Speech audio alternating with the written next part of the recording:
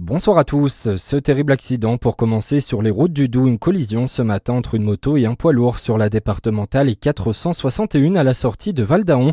La conductrice du deux roues âgée de 28 ans a été grièvement blessée. Prise en charge par les secours, elle a été transportée au CHU de Besançon. Un accident également ce matin près de Chalon-sur-Saône, cette fois à la sortie d'Auroux-sur-Saône. Un camion utilitaire plateau et une voiture sont entrés en collision sur le pont, selon nos confrères du JSL.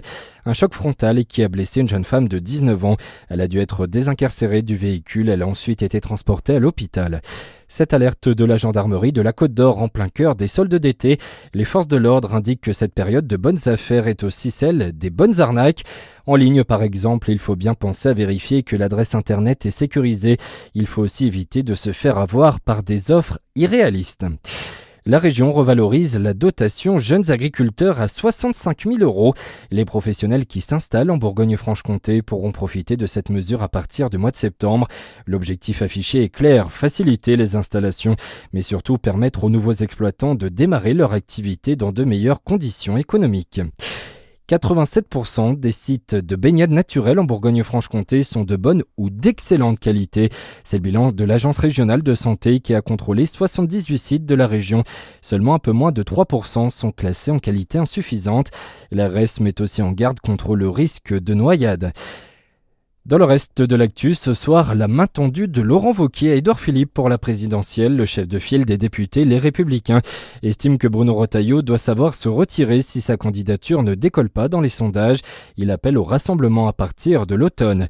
Sébastien Lecornu, lui, veut serrer la vis. Le Premier ministre souhaite aller jusqu'à la réclusion criminelle à perpétuité pour les violeurs en série de mineurs de moins de 15 ans. Il veut aussi fixer un délai maximal de 3 mois à la réalisation des enquêtes pour crimes sexuels sur des enfants. Et puis on revient chez nous pour finir avec les préparatifs du 12e week-end gourmand du Chat Perché qui sont lancés à Dole. Les organisateurs ont accueilli ce jeudi les délégations de Charolles et de la destination Beaujolais, invités d'honneur de cette nouvelle édition. Cette année, l'événement pourra compter sur plusieurs partenaires, un atout essentiel pour son organisation.